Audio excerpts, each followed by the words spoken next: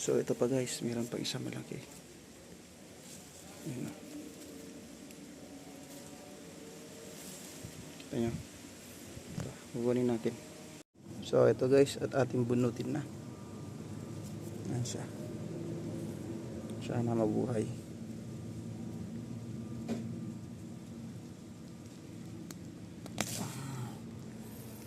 Ayan. So ito siya.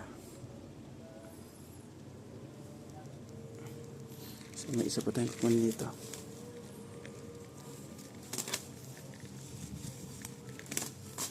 Ayan, malaki to. Ito. So ito na ho siya. Ang ating makahiya. May bulaklak na rin siya.